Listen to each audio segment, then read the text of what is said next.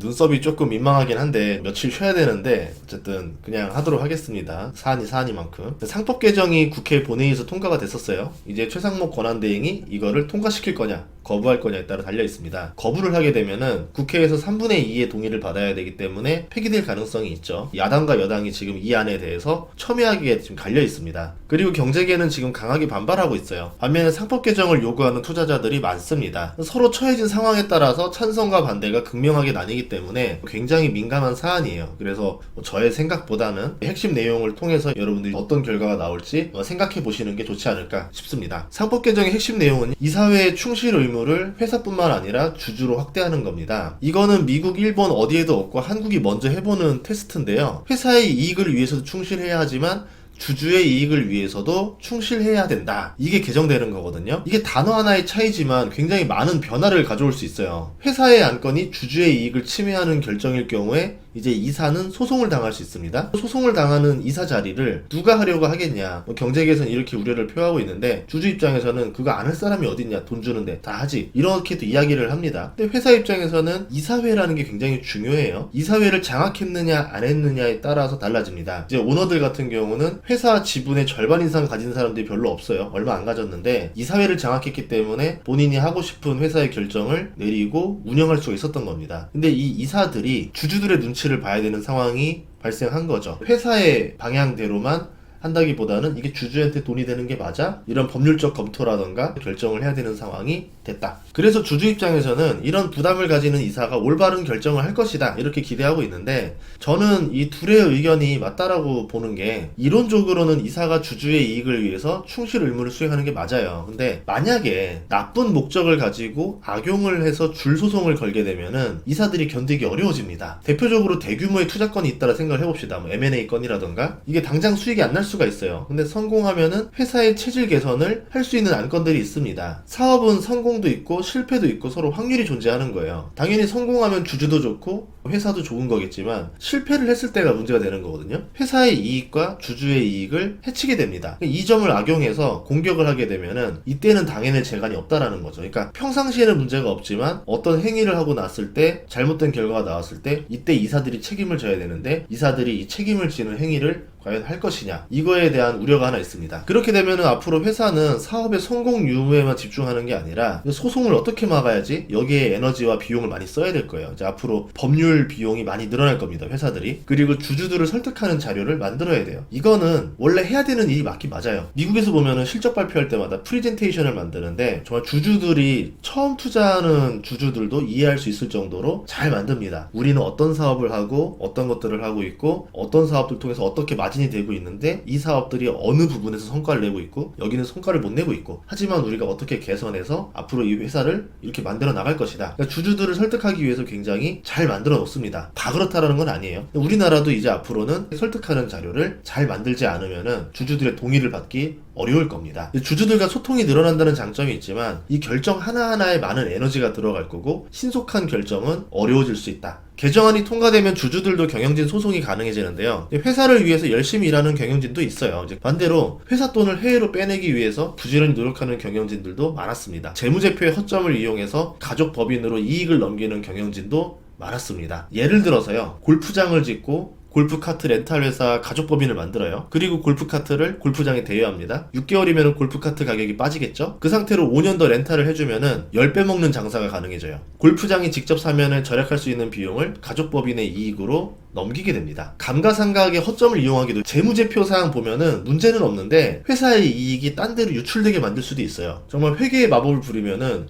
회장님의 이익이 더 나올 수 있도록 뽑아낼 수가 있습니다. 예를 들어서 뭐 철이나 알루미늄으로 된 건자재를 만들어가지고 공사장에 렌탈하는 사업이라 생각을 해볼게요. 4년이면은 회계상 감가상각이 끝나요. 사용을 다 했다라 보기 때문에. 그러면 더 쓸 수 있어도 불용 처리를 해도 됩니다. 불용 처리된 이 제품을 가지고 회장의 개인 회사로 고철가만 받고 팔아요. 이렇게 해도 합법이에요. 그러면 회장은 개인 회사로 건자재를 렌탈해서 돈을 벌면 됩니다. 10년도 쓸 수 있는 제품을 딱 회계상 4년 딱 땡 처리하고 넘겨버리면 된다는 거죠. 그러면 회장님은 고철값으로 사가지고 6년 동안 거의 공짜로 렌탈 돌려서 버는 돈을 자기 개인 주머니로 넣을 수 있으니까 이렇게 악용하는 경영진들이 많거든요. 원래 이런 이유들 때문에 상법 개정이랑 상관없어. 저도 내년쯤에는 주주를 기만하는 회사들 지분을 사서 공시를 할까? 이 생각을 했었거든요. 아마 내년쯤에는 볼 수 있을지도 모르겠습니다. 노리고 있는 회사들이 있는데 그 회사들이 경영 개선을 제대로 하지 못하면은 본때를 보여줄 수 있다라는 거를 누군가는 한번 보여줘야 될 것 같아요. 큰 회사들은 여론에 관심을 많이 받기 때문에 함부로 하기 어려울 수도 있을 겁니다. 그런데 작은 회사들은 여론에서도 신경 안 쓰고 주주들도 신경을 안 쓰기 때문에 회사의 재산을 가지고 자기 마음대로 상속을 위해서 회사의 이익을 제어하는 해외 법인으로 몰래 빼돌리는 이런 기업들이 너무 많아요. 이런 것들을 한번 잡아볼까 생각하거든요. 나중에 정말 그렇게 하게 된다 그러면은 여러분들이 그때는 좀 도와주시면 좋을 것 같아요. 그러면서 돈이 있으면 이런 좋은 일도 할 수 있구나 라는 생각이 들었고 돈이 조금 더 필요해지더라고요. 그래서 아마 내년쯤 좀 더 모아서 하게 되면은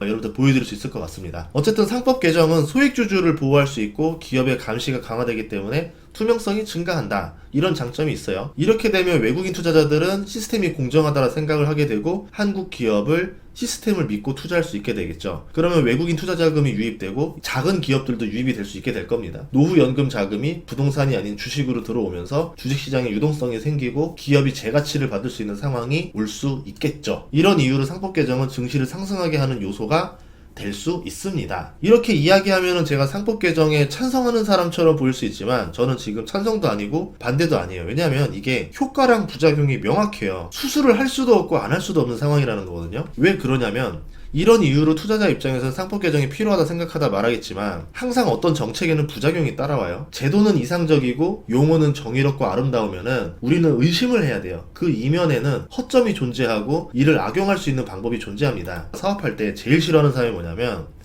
말이 아름다운 사람. 실체는 없지만 뭔가 아름다운 말만 하려는 사람들이 있어요. 그런 사람들이랑 일 같이 하면은 진짜 힘들어집니다. 말이 아름답다는 건 뭐냐면 그 이면의 내용들의 디테일이나 어딘가가 문제가 있기 때문에 그거를 감추기 위해서 계속 포장하는 거예요. 분식회계 같은 이야기인 겁니다. 내용 자체가 깔끔하고 아무 문제가 없다면은 굳이 그 용어를 포장하려고 노력하지 않아요. 아름다운 단어 뒤에는 조심을 해야 되는 내용들이 숨어있다. 이렇게 보시면 되거든요. 이거를 악용할 수 있는 방법이 뭐가 있을까 생각을 해봤는데 꽤 많이 있습니다. 그럼 이걸 저만 알고 있을까요? 그렇지 않을 거라는 거죠. 그런 이유에서 경제계에서도 상법 개정에 대해서 심한 반발을 하고 있습니다. 이게 소송 남발로 경쟁력이 훼손될 것이다. 투기자본의 먹잇감으로 내몰릴 것이다. 이런 말을 하는데 이론상으로는 그렇지 않을 거라 생각하는데 왜 경제계는 이렇게 생각을 하느냐. 우리 입장에서는 괜히 상법 개정하기 싫어서 핑계대네 이렇게 볼 수도 있는데 실제로는 이거를 잘 악용하면은 충분히 그렇게 할 수도 있더라고요. 그래서 전략을 짜봤는데 이거를 막을 수 있는 보완책이 같이 안 나오면은 고려아연처럼 재계와 사모펀드의 싸움이 벌어졌을 때 지금처럼 경영권 지키기 어려울 거예요. 앞으로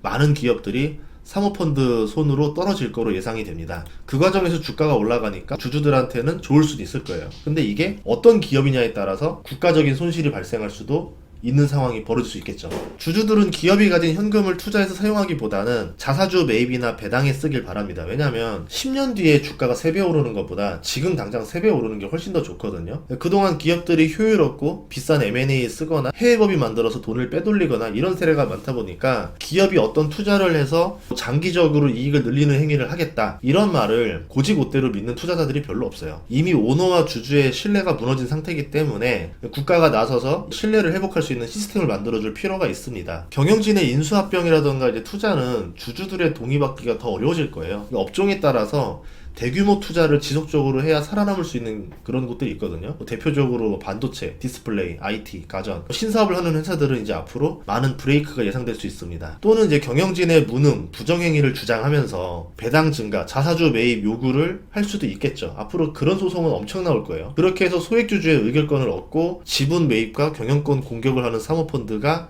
많아질 겁니다. 주가가 올라가니까 주주들은 당연히 좋아하겠죠. 그래서 이제 앞으로 사모펀드가 경영권을 가져갈 수 있는 확률이 굉장히 올라갈 거라 봐요. 그러면 이 사모펀드가 경영권을 빼앗아서 사업을 잘 할 것이냐, 이거는 이제 확률론인 거죠. 사업을 잘 할 수도 있겠죠. 그렇게 해서 회사의 가치를 더 키운 다음에 재매각을 해서 주주들에게도 이익을 다시 돌려주겠다, 이런 사모펀드가 나올 수도 있어요. 핵심 기술은 우선 먼저 빼돌려가지고 해외로 팔아버리고 몰래 뒷돈 챙기고 회사 자산은 하나씩 매각해가지고 현금화해서 투자금 회수 환수하고 배당 늘려가지고 회사의 현금 바닥나게 만들고 회사의 현금 없으면 감자를 하겠죠. 자본 배당을 합니다. 그거 다 빼먹고 껍데기만 남은 회사는 다시 재매각해가지고 해체 작업 끝나면은 사모펀드는 돈을 벌지만 주주들은 돈을 못 벌어요. 그런 일이 벌어질 수도 있어요. 한국의 알짜 기업들이 이렇게 도축당할 수도 있다라는 거죠. 이런 우려점이 뉴스에 나와도 이제 그동안 일부 경영진들이 주주를 외면하고 상속을 위해서 회사의 이익을 빼돌리는 사례들이 워낙 많았기 때문에 상법 개정에 환호하는 대중들이 많습니다. 안타까운 거는 이런 일이 발생하기 전에 기업들이 먼저 주주 가치에 신경을 쓰고 부작용 우려를 말했었다면은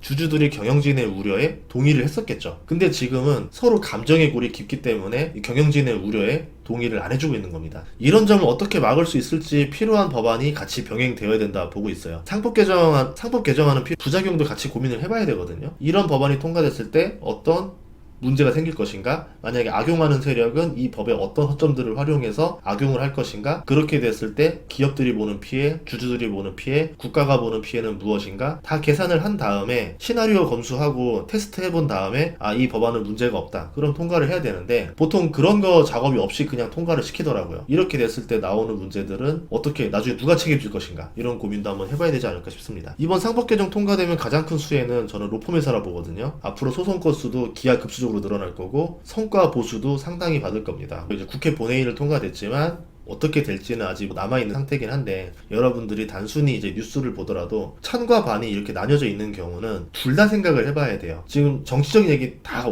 뺐습니다. 다 떠나서 그냥 단순하게 효과와 부작용만 봤어요. 이것들을 여러분이 생각하고 나서 어떤 게 옳은 건지 한번 고민을 해봐야 될 필요가 있다. 그리고 어떤 보완책이 있는지도 한번 생각을 같이 해볼 필요가 있다 라고 생각을 합니다. 다음 시간에도 좋은 정보로 찾아뵙겠습니다. 구독과 좋아요, 알림 설정 부탁드릴게요. 고맙습니다.